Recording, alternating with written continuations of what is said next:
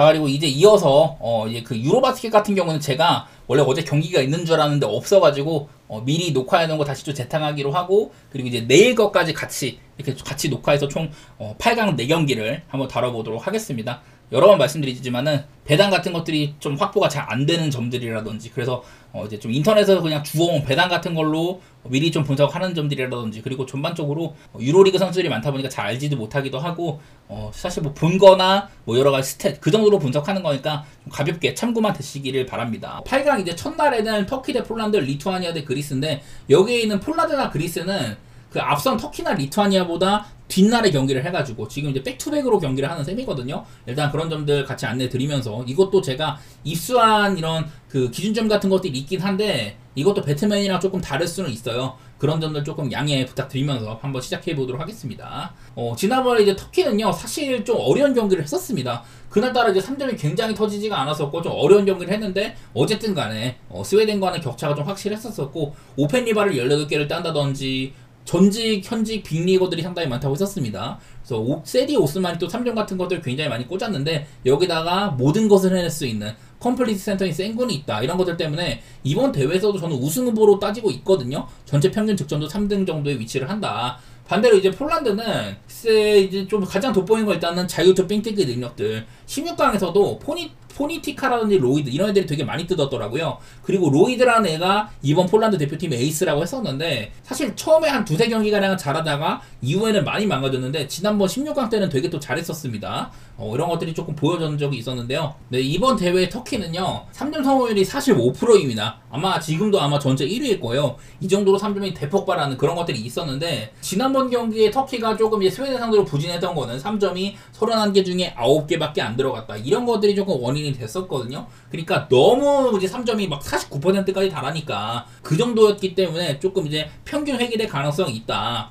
그리고 이제 폴란드는 옛날에 이제 마신 고타시라는 센터가 있었는데, 얘네들은 높이가 조금 아쉬운 팀이거든요. 그 정도 레벨의 센터가 없는데 높이가 전반적으로 약하다. 아까 봤지만 이제 그 터키는 지난번 스웨덴한테도 오펜 리바를 18개나 따내면서 세컨 찬스를 많이 가져가기도 했었습니다. 여기다가 이제 알파네 센군, 휴스턴에서도 얘가 이제 그 자유투가 굉장히 문제였는데, 이번 대회 때는 자유투가 꽤나 나쁘진 않더라고요.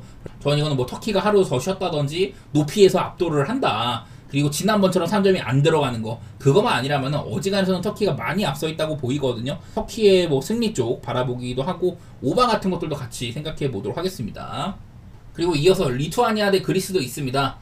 리투아니아는 일단은 그 요쿠바이티스라는 이번 대회에서 리투아니아의 에이스였었죠. 이 친구가 이제 3점 같은 것들도 순위권 안에 들고 막 이랬었는데, 그 공백을 저번에 이제 벨리치카라는 선수가 메웠었어요. 네, 바로 이 선수인데, 지난번 경기 때 이제 그 23득점에다가 11어시, 주전 가드가 빠졌는데 그 자리를 완벽하게 메꾸는 모습이 보였었거든요. 더블이나 해줬었고, 또 이제 하필이면은 그 경기에서 이제 리투아니아의 3점 같은 것도 대단히 말을 듣는 편도 아니었었고, 사실 라트비아의 저항이 되게 거셌었거든요. 간만에 또 이제 포르징기스가 아주 좋은 활약을 하기도 하고 막 그랬었는데, 어쨌든 리투아니아가 8강까지 올랐다, 뭐 이런 것들은 보이는 와중에 있습니다. 원래부터 전통적인 뭐 강팀이기는 해요. 이번 대회에도 우리가 알만한 선수 발렌슈나스가 조금 해주고 있다. 근데 비교적 비중이 조금 줄은 거는 있긴 하더라고요. 반대로 이제 상대는 또 이제 그리스인데, 그리스는 일단 뭐 백투백이라는 게 있긴 합니다. 그래도 이제 쿤보를 잘 관리를 해주고 있어요. 직전 경기 때도 쿤보의 출전 시간이 한 29분 정도, 그 전보다 많아졌습니다. 조별리그 때는 한 25분 남짓이었는데 29분까지 뛰게 해주더라, 뭐 이런 건 있었고요.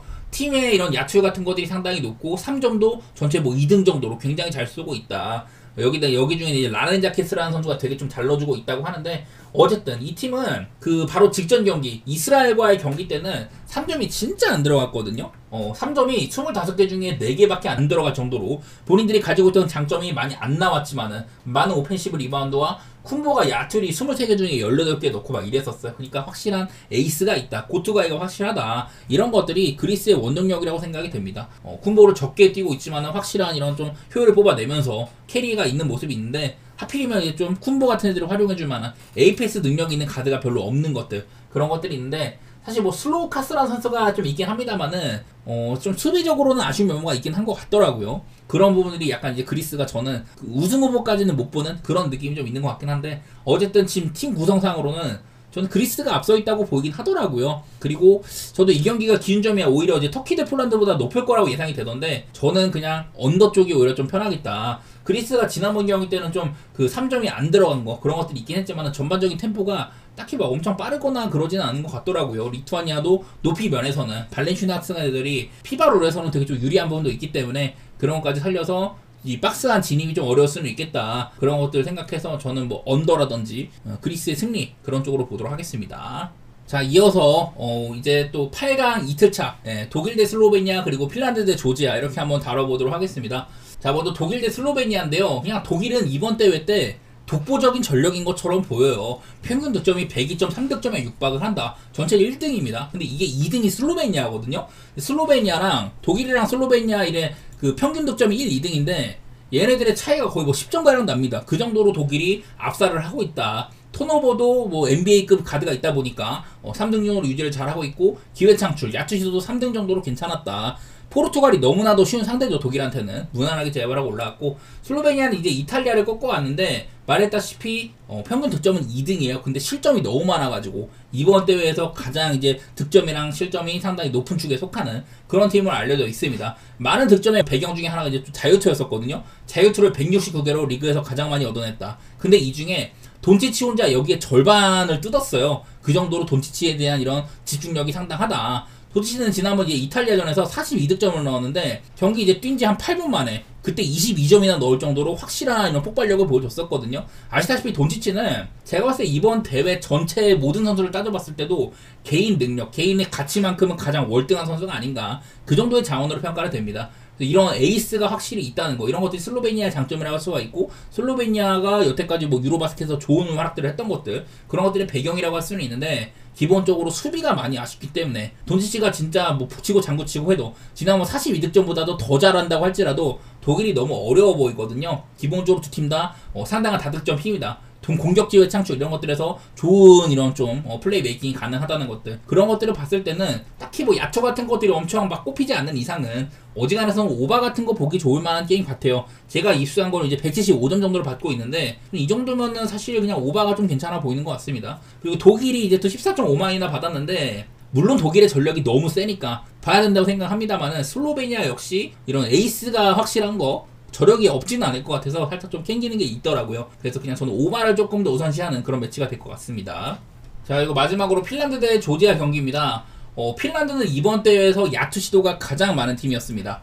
야투 시도가 422회로 두 번째로 많은 팀이에요. 두 번째로. 이게 아마 1등이 프랑스인데 프랑스랑 한 개 차이밖에 안 나요. 그 정도로 핀란드는 사실 뭐 이름값이 있는 선수가 뭐 마카넨 말고는 없는데 그 정도로 기회 창출이 괜찮았다고 합니다. 확실한 에이스가 있는 점이 크기는 해요. 마카넨이 이번 대회 26수점을 뽑고 있는데 사실은 마카넨의 야투율도 그렇고 핀란드라는 팀 자체의 야투율도 그렇게까지 효율이 잘 나타나고 있다고 볼 수 없을 것 같긴 하더라고요. 반대로 이제 조지아 조지아는 이제 벤치 기용보다는 주전에 대한 의존도가 확실히 높고 속공이나 뭐 이런 것들이 조금 부족하다고 하더라고요. 이번 대회 득점도 가장 좀 저조한 편이었었는데 이 와중에 이제 셴젤리아라는 유로리그 포스트팀에 들었다고 합니다. 이 선수가 3점을 60%로 뽑고 있는 것들 이런 것들이 꽤나 이제 8강까지 오른 원동력이 되는 것 같더라고요. 근데 이 조지아가 프랑스를 꺾고 올라온 게 정말 대단한 이변이었다고 하는데 그 경기를 조금 더 까보도록 하겠습니다. 그날 이제 프랑스는 일단은 뭐 빌라이 쿨리베 같은 애들 그리고 자카리 리샤쉐 이런 애들의 야투가 정말 썩었었거든요.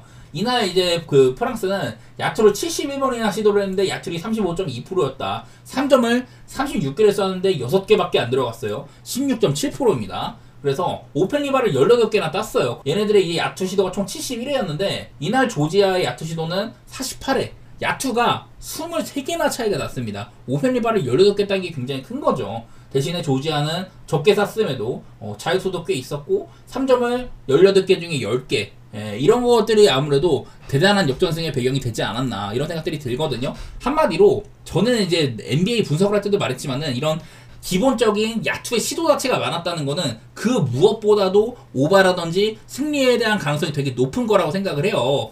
왜냐면 이게 진짜 막 천회 이런 야투를 가지지 않는 이상은 당연히 많이 쏠수록 많은 득점, 승리에 유리할 수밖에 없거든요. 근데 그런 경기에서도 프랑스가 이걸 졌다는 거는 진짜 조지아가 말도 안 되게 아다리가 잘 맞아가지고 올라온 거다. 그렇게 평가를 하고 저는 이 경기는 핀란드가 3점을 받았으면은 사실 핀란드가 프랑스보다 세지도 않고 조지아가 지난번 프랑스보다는 조금 더 할만한 상대를 만났다. 그건 맞긴 한데 지난번 경기가 사실 너무 좀 말이 안 되는 경기가 아닌가 그런 생각이 들어가지고 저는 핀란드 쪽과 그리고 언더 그렇게 보도록 하겠습니다.